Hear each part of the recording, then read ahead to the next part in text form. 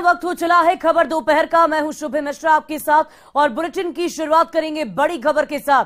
बड़ी खबर आपको बाढ़ से बता दें, जहां डूबते हुए एक शख्स को बचाने गए 3 दोस्त की नदी में डूबने से मौत हो गई।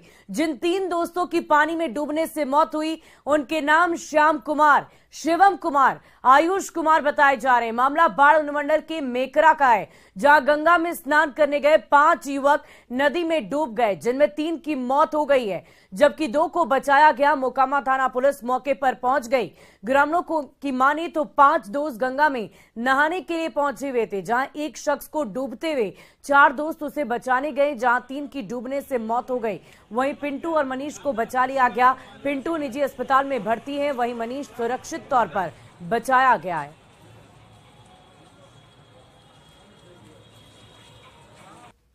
हम लोग तो नहीं देखे, नहाने गए थे इधर 4 बंदा 5 बंदा से, तो एक बच गए हैं, तो वो गाड़ी डॉक्टर के पास भाग ये 4 गो डूबे कई गए 5 गए। 5 में 3 की मौत हो गई। हाँ, 3 गो मौत हो गए, एक भर्ती डॉक्टर के पास है और एक बचा लिया गया है। कहाँ नहा रहे थे ये लोग? ये डी कचहरी घाट मेकरा में। और मुंगेर में तेज रफ्तार का कहर देखने को मिला है। यहां तेज रफ्तार वाहन की चपेट में आने से ससुर दामाद समेत 3 लोगों की मौत हो गई। बताया जा रहा है कि युवक की 20 दिन पहले ही शादी हुई थी। वो अपने ससुर के साथ साला के लिए लड़का देखकर खगड़िया से वापस घर लौट रहा था। ससुर और दामाद दोनों बाइक से जा रहे थे, जिसे तेज रफ्तार बोलेरो ने टक्कर मार दी है, जिसमें दोनों की मौके पर दर्दनाक मौत हो गई। बोलेरो चालक मौके से फरार हो गया। दूसरी ओर मुफस्सिल थाना क्षेत्र के काला रामपुर में एक बुजुर्ग को सड़क पार करने के दौरान तेज रफ्तार टोटो ने टक्कर मार दी, जिसमें उसकी मौत हो गई। उसके बाद मार्शल जो आया सर, मेन रास्ता से धक्का मार के उनको जाना था बायां से, चला गया दहिना रोड में। अच्छा, मतलब अप रोड में चला गया। धक्का मार के हमारा साला का तो मस्तके साफे उड़ गया। और इस बीच मध्य प्रदेश के इंदौर से आपको बड़ी खबर बता दें, बड़ा हादसा हुआ है। रामनवमी पर इंदौर में बड़ा हादसा हुआ। मंदिर के अंदर कुएं की छत धंस गई है। पूजा कर रहे कई लोग कुएं में गिर गए और अब तक 8 लोगों को रेस्क्यू कर बाहर निकाला गया है। मौके पर रेस्क्यू ऑपरेशन लगातार जारी है। कुएं पर कुछ साल पहले ही छत डाली गई थी। बेलेश्वर महादेव झूलेलाल मंदिर में ये दर्दनाक हादसा हुआ है। बताया जा रहा है कि रामनवमी पर मंदिर में हवन पूजन हो रहा था और इसमें शामिल होने के लिए बड़ी संख्या में लोग पहुंचे थे। लोग पूजा अर्चना कर आरती कर रहे थे और मंदिर में एक बावड़ी थी, इस पर 10 साल पहले छत डाल दी गई थी। पूजा के दौरान 20-25 लोग बावड़ी की छत पर खड़े थे और तभी छत धंस गई। छत धंसने से कुएं में करीब 20 से 25 लोग गिर गए और ये बावड़ी 50 फीट गहरी बताई जा रही है। तो मध्य प्रदेश से ये बड़ी खबर आपको बता रहे हैं। मंदिर में रेस्क्यू ऑपरेशन लगातार जारी है। कई लोगों को बाहर भी निकाला गया है, लेकिन इस वक्त अफरा तफरी का माहौल है। रेस्क्यू ऑपरेशन के दौरान लोगों को निकालने की कोशिश लगातार की जा रही है।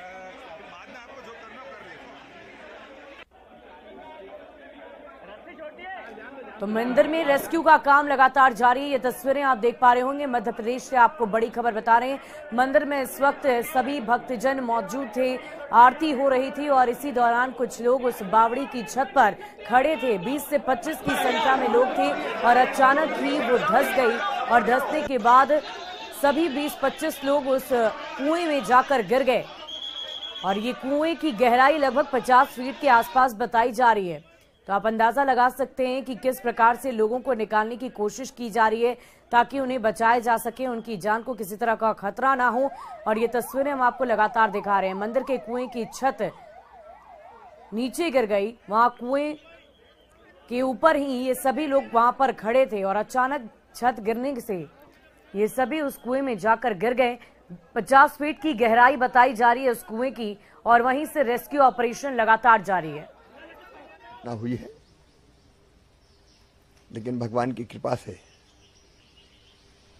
हम सब पूरी ताकत से रेस्क्यू ऑपरेशन में जुटे हुए हैं। मैं लगातार संपर्क में हूं।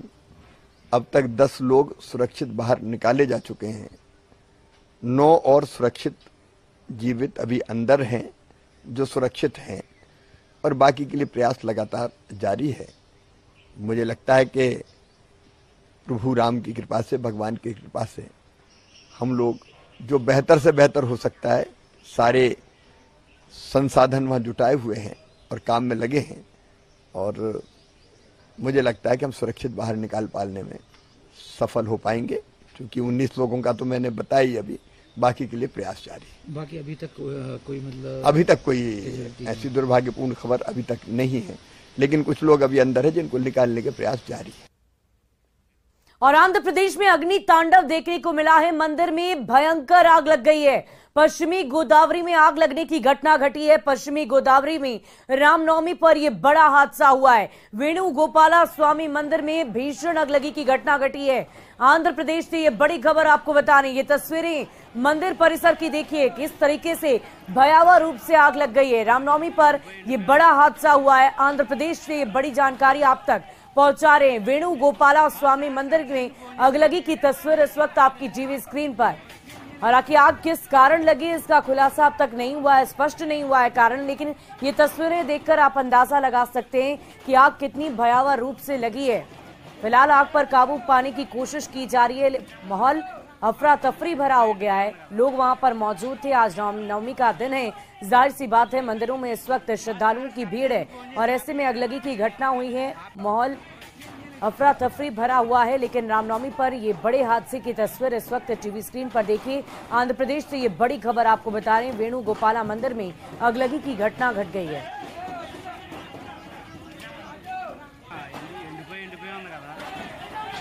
जिस तरीके से आग की लपटें आपको नजर आ रही होंगी, इससे स्पष्ट हो रहा है कि आग कितनी भयावह तरीके से लगी है। वेणुगोपाला स्वामी मंदिर की ये तस्वीर इस वक्त आपकी टीवी स्क्रीन पर। मंदिर में भयंकर अगलगी की घटना घटी है। आग कैसे लगी, किन वजहों से लगी, इस बात की चर्चा अभी नहीं हुई है, स्पष्टता नहीं सामने आई है, लेकिन अगलगी की घटना घटी है और इससे चारों तरफ माहौल अफरा तफरी भरा हो गया है। लोगों की भीड़ वहां पर मौजूद थी और अचानक मंदिर में अगलगी की घटना घट गई है। भयंकर आग लगी है। ये तस्वीरें देखकर आप अंदाजा लगा सकते हैं आज के शुभ दिन में ये अशुभ घटना घट गई है। तस्वीरें देखकर आप अंदाजा लगाइए कि आग कितने भयावह रूप से लगी है। आसमान में धुएं लगातार उठ रहे हैं और आग भी काफी भयावह तरीके से लगी है। मंदिर परिसर की ये तस्वीरें देख लीजिए। पश्चिमी गोदावरी में मंदिर में आग लगी है, जिसकी तस्वीरें हम आपको दिखा रहे हैं। आंध्र प्रदेश की ये तस्वीर है। आज रामनवमी के दिन पर देश भर में उत्साह है, उमंग है। सभी श्रद्धालु भक्तजन अपनी अपनी मनोकामनाओं को लेकर मंदिर परिसर पहुंच रहे हैं भगवान के दर्शन हेतु। लेकिन आज ये जो तस्वीर इस वक्त आपकी टीवी स्क्रीन पर है, इस देखकर आप अंदाजा लगा सकते हैं कि आग कितनी भयावह तरीके से लगी हुई है। भयंकर आग की तस्वीर है। आग पश्चिमी गोदावरी में लगी है और ये तस्वीरें इस वक्त बताने के लिए काफी है कि आग की भयावहता कितनी ज्यादा है। हालांकि कोशिश ये की जा रही है कि जल्द से जल्द आग पर काबू पाया जा सके। और भोजपुरी फिल्म अभिनेत्री आकांक्षा दुबे की मौत मामले की सीबीआई जांच की मांग तेज हो गई है। आकांक्षा की मां ने इस मामले में सीबीआई जांच की मांग करते हुए यूपी के सीएम योगी आदित्यनाथ से गुहार लगाई है। उन्होंने कहा कि उनकी बेटी को इसलिए मारा गया ताकि समर और संजय को आकांक्षा का बकाया पैसा न देना पड़े। आकांक्षा मूल रूप से भदोही जिले के बरदहा गांव की रहने वाली है। करीब 10 साल पहले मुंबई शिफ्ट हो गई थी। आकांक्षा की मौत के बाद उनकी माताजी ने कई सवाल इस पूरे मामले में खड़े किए हैं। आकांक्षा की मां मधु दुबे हमारे साथ हैं, उनसे बात करते हैं। ये बताइए कि किस तरह की मांग आपकी है इस पूरे प्रकरण में? सीबीआई जांच की मांग है। मुझे कानून पे मुझे भरोसा नहीं है, पुलिस वाले पे मुझे भरोसा नहीं है। मेरी लड़की का सीबीआई जांच करना चाहिए। बोलते उसने आत्महत्या की, मेरी लड़की हत्या कर ही नहीं सकती। सीबीआई जांच की मांग आप क्यों कर रही हैं? क्या आपको यूपी पुलिस पे भरोसा नहीं है? भरोसा नहीं है। भरोसा वो पूरा लीपापोती कर रही है। वो समर सिंह से मिली है, पैसा खाई है, पुलिस वाली मिली है, होटल मैनेजर भी मिला है, वो भी पैसा खाया है। तो सब मिलके मारे हैं मेरी लड़की। अच्छा, क्या समर से कुछ पैसे का भी लेन देन था? 3 साल से उसके साथ में काम करी। 3 साल से सबसे ज्यादा एल्बम उसके साथ है, पिक्चर भी सबसे ज्यादा काम करी है। एक पैसा नहीं दिया है। जब मेरी लड़की पैसा मांगती थी तब बोलता है आजकल देता हूँ, ऐसा कर टका था। जब फिर वो करती थी फिर यही मार झगड़ा टोचन देता था और बोलता था किसी के साथ में काम नहीं करने का। क्यों नहीं करने का? तू ही आगे बढ़े, मेरी लड़की आगे न बढ़े। कितना पैसा कुछ होगा, कुछ आपको पता है? मुझे ये सब पता नहीं है अंदाजा कितना वो लेती थी एल्बम का, कितना पिक्चर का, मुझे कुछ नहीं। मेरी रनिया से मैं पूछती थी, मैं अपनी रनिया से कुछ नहीं पूछती थी, वो अपना समझती थी। 3 साल से काम कर रही, कितना पैसा, बहुत पैसा होगा तभी तो मारा ताकि नहीं जिंदा रहेगी ना पैसा मांगेगी। अरे मत देता पैसवा, मुझे पैसवा नहीं चाहिए। मेरी रनिया जिंदा रहती तो बहुत पैसा आता। मेरी रनिया को छोड़ दिया। आकांक्षा की मां है जिनका साफ कहना है कि इस मामले में हम सीबीआई जांच की मांग करते हैं। उन्होंने उत्तर प्रदेश के मुख्यमंत्री योगी आदित्यनाथ से मांग की है कि उनकी बेटी को न्याय दिलाने में वह मदद करें। दिनेश पटेल, न्यूज़ 18, भदोही। उड़ीसा की राजधानी भुवनेश्वर में भगवान लिंगराज की रकुना रथ यात्रा आयोजित की गई। बुधवार को महाअष्टमी पर इस भव्य यात्रा का आयोजन किया गया, जिसमें हजारों की संख्या में श्रद्धालुओं ने हिस्सा लिया है। ढोल नगाड़ों की थाप पर झूमते भक्तों का उत्साह देखते ही बन रहा है। भगवान लिंगराज के रथ को खींचने के लिए मानो सब में होड़ मच गई हो। ये त्योहार 5 से 7 दिनों तक चलता है। इस रथ यात्रा को पाप विनाशकारी यात्रा माना जाता है। रकुना रथ को अनलयुत रथ भी कहा जाता है, क्योंकि वापसी यात्रा के दौरान रथ कोई मोड़ नहीं लेता।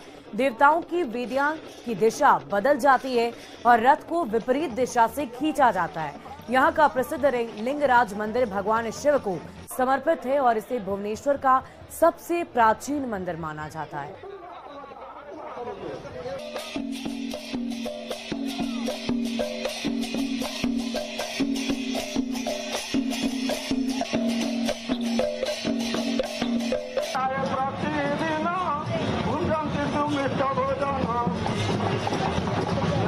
और उत्तराखंड के हरिद्वार में हर की पौड़ी पर दीक्षा समारोह का आयोजन किया गया। इस संन्यास दीक्षा महोत्सव में योग गुरु रामदेव और आरएसएस प्रमुख मोहन भागवत ने शिरकत की।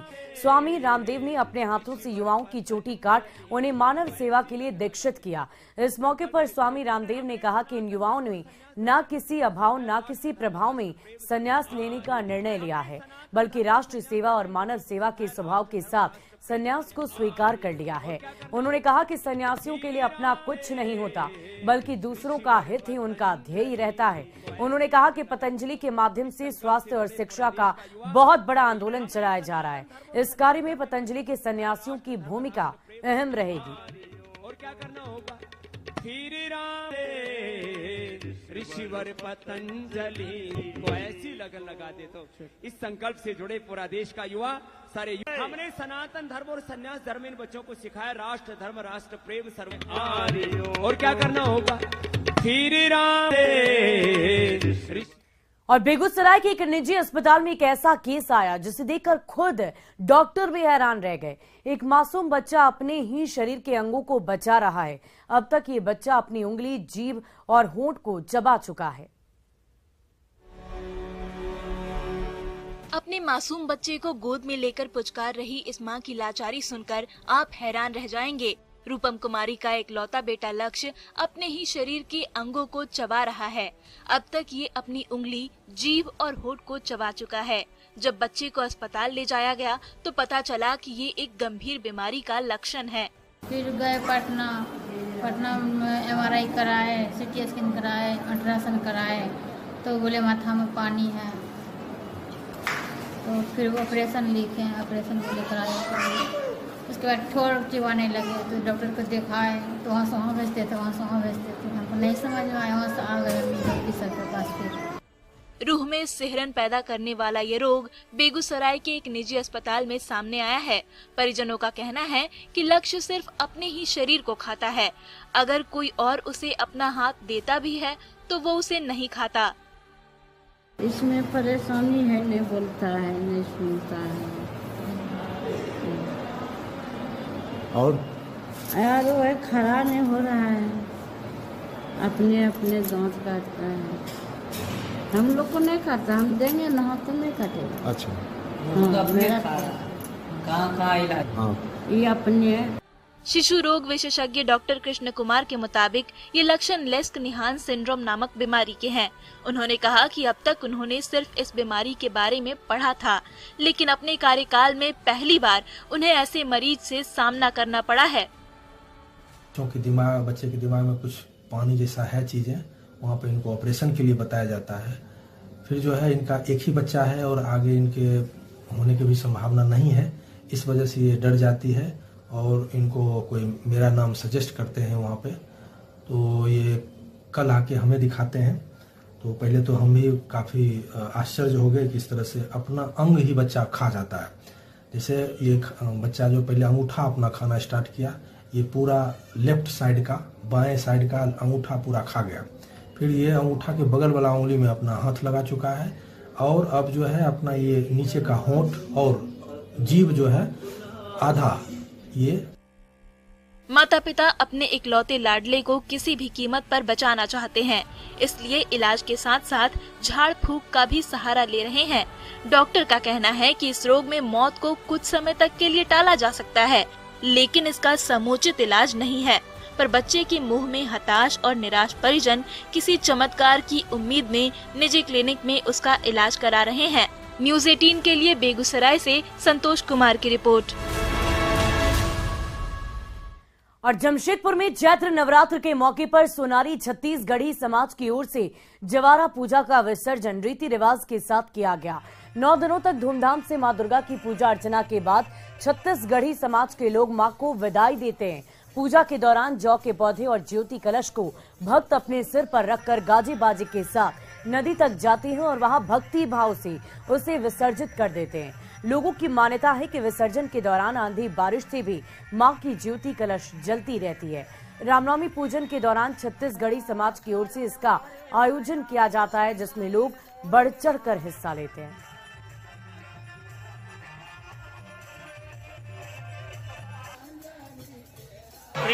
जवारा पूजा हो रहा है, ठीक है। 9 दिन का ये रहता है, इसमें पूजा होता है।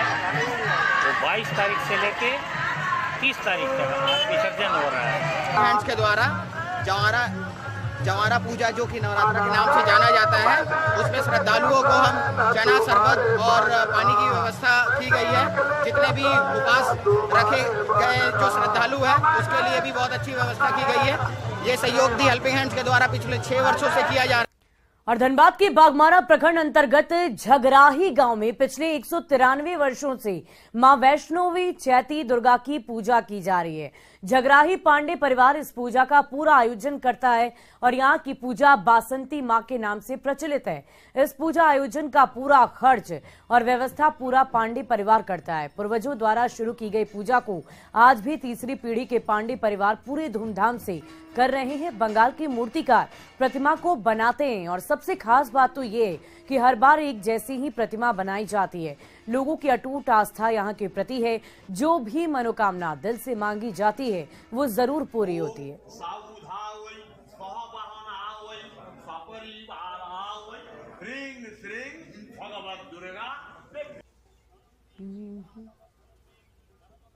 ये कम से कम 190 वर्ष पुराना जो सो पूजा है माँ का। ये बासंती माँ का नाम से जो सो यह प्रसिद्ध है। ये झगड़ाही ग्राम नाम है इनका, धनबाद जिले के अंदर झगड़ाही। यहाँ समूचे गौड़ पांडे परिवार हैं। इन परिवारों में से सब शुरू जो सो पूर्वज लोग इनका शुरू किए हुए थे, जो हमें तो अनुमान नहीं। और हजारीबाग में विश्व विख्यात रामनवमी को लेकर झांकियों की अंतिम तैयारी में स्थानीय मूर्तिकार जुड़ गए हैं। हजारीबाग में रामनवमी के अवसर पर सैकड़ों की संख्या में शहर के सड़कों पर झांकी निकलती है, लेकिन पिछले साल की तुलना में इस बार झांकी सबसे खास होने वाली है। शहर के कुम्हार टोली स्थित कुछ मूर्तिकारों की ओर से प्रधानमंत्री नरेंद्र मोदी, उत्तर प्रदेश के मुख्यमंत्री योगी आदित्यनाथ के अलावे स्थानीय सदर विधायक मनीष जायसवाल की मूर्ति बनाई गई है।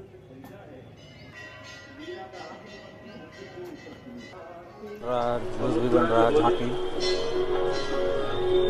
योगी मोदी मनीष जायसवाल और बहुत सब मॉडल मूर्तियाँ भी बन रहा है। कहाँ की झांकी के लिए ये मूर्तियाँ? सब हजारीबाग के लिए बने। कितने दिन से तैयारियां कर रहे थे?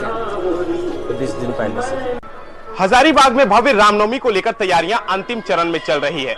अभी हम शहर के कुम्हटोली इलाका में है, जहां पर देख पा रहे होंगे कि झांकियां को लेकर विभिन्न प्रकार की मूर्तियां का निर्माण किया जा रहा है। तमाम यहाँ पे जो भी मूर्तिकार है वो मूर्ति को अंतिम रूप देने में लगे हुए हैं। लेकिन हजारीबाग में इस बार की अगर हम बात करें तो विभिन्न झांकियों में से अब एक झांकी खास होने वाली इसलिए भी है क्योंकि स्थानीय सदर विधायक मनीष जायसवाल एवं हमारे भारत के प्रधानमंत्री श्री नरेंद्र मोदी के अलावे यूपी के मुख्यमंत्री आदित्यनाथ योगी का भी यहाँ पर मूर्ति बनाई जा रही है, तो कहीं ना कहीं इस बार आकर्षण होने वाला है। हालांकि यह किस अखाड़े की प्रतिमा किस अखाड़े की यह जो मूर्ति होगी यह कहना अभी मुश्किल होगा, इसकी जानकारी एकादशी को ही चल पाएगी। लेकिन हालांकि यह सभी जिस तरीके से यहाँ पे मूर्ति का निर्माण किया जा रहा है, इसको लेकर शहर में विशेष चर्चाएं भी चल रही है। सुशांत सोनी, न्यूज 18 हजारीबाग। और छपरा में भगवान राम जन्मोत्सव शोभा यात्रा समिति की तरफ से रामनवमी पर भव्य शोभा यात्रा निकाली गई। शोभा यात्रा को लेकर भक्तों में काफी उत्साह है और बताया जा रहा है कि 54 तरह की झांकियां इस शोभा यात्रा में शामिल की गई है। शोभा यात्रा के स्वागत में जगह जगह तुरंत द्वार बनाए गए हैं और भक्तों के लिए भंडारे का भव्य आयोजन हुआ है।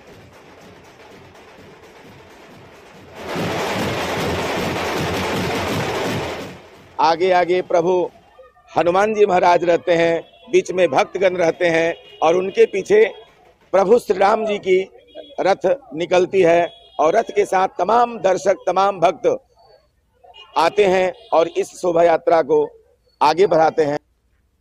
और इसी बीच बड़ी खबर नालंदा से आपको बता दें, बिहार थाना क्षेत्र में बदमाशों ने एक युवक की फांसी लगाकर निर्मम हत्या कर दी और मृतक के शव को सदर अस्पताल बिहार शरीफ परिसर में ही फेंक दिया। मृतक का नाम अभय बताया जा रहा है। घटना का कारण आपसी रंजिश बताया गया। घटना की जानकारी मिलते ही सदर डीएसपी सदर डॉक्टर शिबाली नोमानी मौके पर पहुंचकर जांच कर रहे हैं। इस मामले में एक युवक को हिरासत में लेकर पूछताछ की जा रही है। एक अभय कुमार नामक युवक है, 20-25 साल के। ये इनका शव बरामद हुआ है। परिजन का कहना है कि जो बाउंड्री वाल है उसका ग्रिल में गमछी से लटका हुआ था उसका बॉडी। और फिलहाल इस बुलेटिन में अभी के लिए बस इतना ही, लेकिन न्यूज 18 बिहार झारखंड पर खबरों का सिलसिला